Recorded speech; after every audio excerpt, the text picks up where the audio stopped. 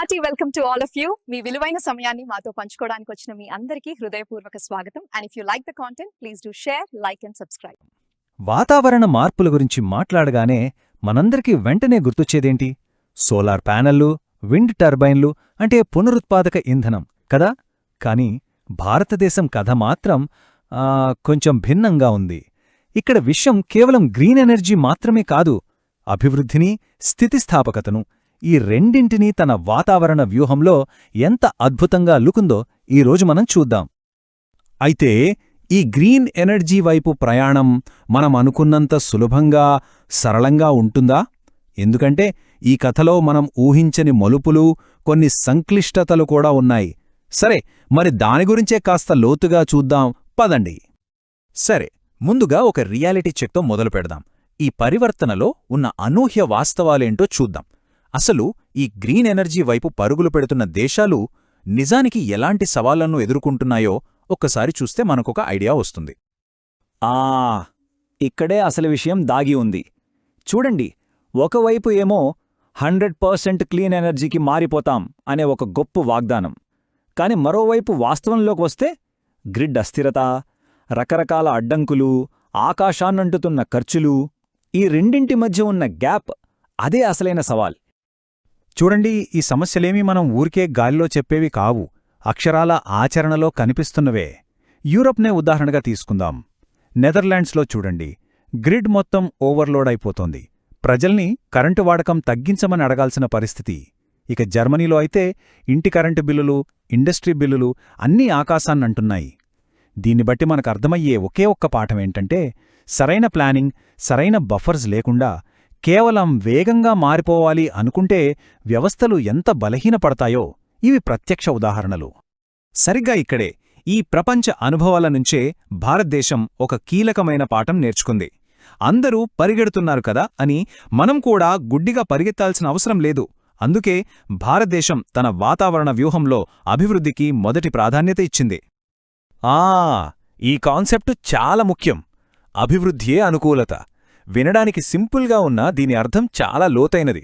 అంటే ఏంటంటే, ఒక దేశం ఆర్థికంగా బలంగా ఉంటే, ప్రజలు ఆరోగ్యంగా, సంతోషంగా ఉంటే, మంచి ఇన్ఫ్రాస్ట్రక్చర్ ఉంటే, అప్పుడు ఎలాంటి వాతావరణ సంక్షోభాలనైనా తట్టుకునే శక్తి ఆ సమాజానికి దానంతట అదే వస్తుంది.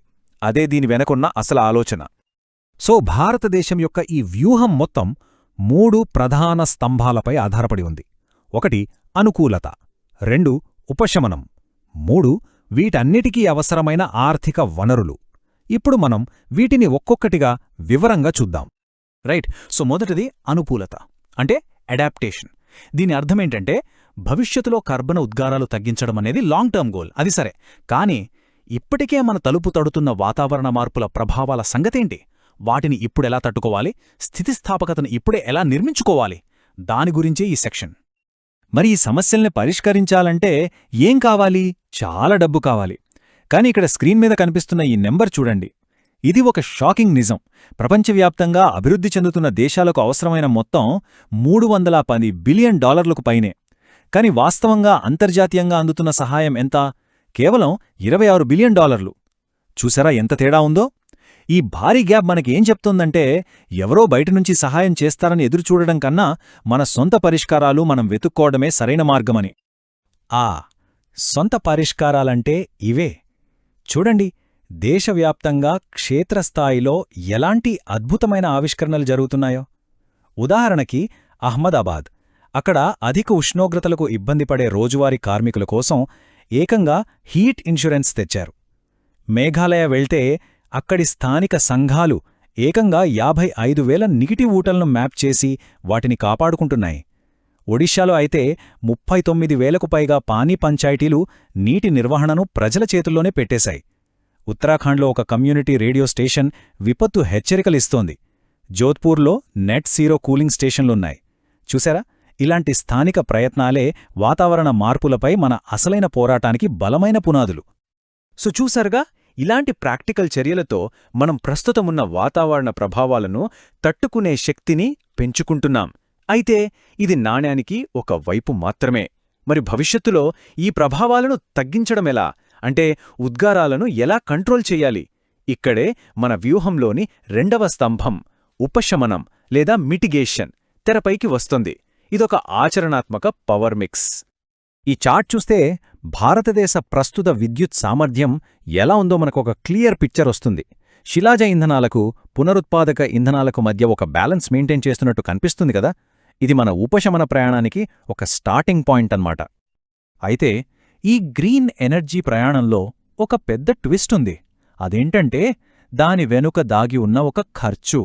ఆ ఖర్చే కీలక ఖనిజాలు. అంటే మనం పెట్రోల్, డీజిల్ మీద ఆధారపడటం తగ్గించి ఇంకో రకమైన వాటి మీద ఆధారపడాల్సొస్తుంది. చూడండి, సోలార్ ప్యానెళ్లు, విండ్ టర్బైన్లు ఇలాంటి గ్రీన్ టెక్నాలజీలకు భారీగా ముడి పదార్థాలు అవసరం. ముఖ్యంగా కాపర్, లిథియం, కోబాల్ట్, సిల్వర్ లాంటి ఖనిజాలు. సో మనం శిలాజ ఇంధనాలపై ఆధారపడ్డం తగ్గించి ఈ ఖనిజాల కోసం కొన్ని దేశాలపై కొత్తగా ఆధారపడాల్సొస్తుంది. ఇది మన సప్లై చైన్కి సరికొత్త రిస్కులను తెచ్చిపెడుతుంది. ఇది ఎంత పెద్ద సవాలో అర్థం కావడానికి ఈ ఒక్క నంబర్ చాలు. 1 గిగావాట్ పవన్ విద్యుత్ ప్రాజెక్టును కట్టాలంటే దానికి అవసరమైన రాగిని తీయడానికి దాదాపు 1200 భారీ ట్రక్కుల నిండా ముడి ఖనిజాన్ని తవ్వాలట. ఊహించుకోండి, 1200 ట్రక్కులు అంటే ఈ మార్పు ఎంత మెటీరియల్ ఇంటెన్సివో అర్థం చేసుకోవచ్చు. సరిగ్గా అందుకే ఈ కీలక ఖనిజాల సవాలును దృష్టిలో పెట్టుకుని భారతదేశం కేవలం సోలార్, విండ్ మీద మాత్రమే ఆధారపడ్డం లేదు. తన వ్యూహాన్ని డైవర్సిఫై చేస్తోంది. ఒకవైపు అణుశక్తి సామర్థ్యాన్ని 100 గిగావాట్లకు పెంచాలని లక్ష్యంగా పెట్టుకుంది.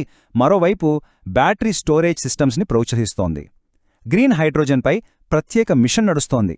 అన్నిటికంగా ముఖ్యంగా ఈ కీలక ఖనిజాల కోసం మన దేశంలోనే అన్వేషణ మొదలుపెట్టింది. చూసారా, ఇదొక సమతుల్య, బహుముఖ వ్యూహం.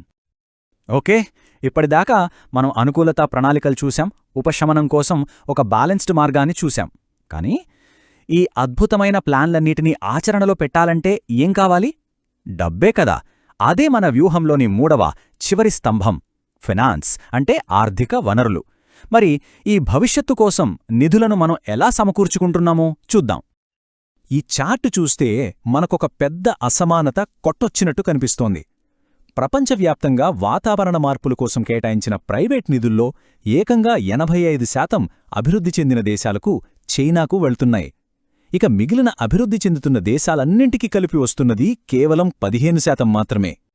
సో ఈ ప్రపంచ ఆర్థిక అసమానతను చూశాక మనకొకటి స్పష్టంగా అర్థమవుతుంది: కేవలం బయటి నిధులపై ఆధారపడటం కరెక్ట్ కాదు. అందుకే భారతదేశం తన సొంత కాళ్లపై నిలబడటానికి ప్రయత్నిస్తోంది. ప్రభుత్వం సావరిన్ గ్రీన్ బాండ్లను జారీ చేస్తోంది. ఇండోర్, అహ్మదాబాద్ లాంటి నగరాలు కూడా తమ ప్రాజెక్టుల కోసం మున్సిపల్ గ్రీన్ బాండ్లను తెస్తున్నాయి. అంతేకాదు, మిషన్ లైఫ్ లాంటి కార్యక్రమాలతో ప్రజల జీవనశైలిలో మార్పులు తెచ్చి వనరుల వినియోగాన్ని తగ్గించడం ద్వారా కూడా ఆర్థిక భారాన్ని తగ్గిస్తోంది. దీనికి తోడు ఆర్బీఐ, సెబీ లాంటి సంస్థలు పటిష్టమైన ఫ్రేమ్వర్క్లను ఏర్పాటు చేస్తున్నాయి. సో ముగింపుగా ఒక్క ప్రశ్న: అభివృద్ధిని ఆపకుండా అదే సమయంలో కర్బన ఉద్గారాలను తగ్గించడం, ఈ రెండింటిని బ్యాలెన్స్ చేస్తూ భారతదేశం వేస్తోన్న ఈ అడుగు రేపటి ప్రపంచానికి ఒక కొత్త ఆచరణాత్మక వాతావరణ నమూనాగా మారగలదా? ఇది ఆలోచించాల్సిన విషయమే కదా.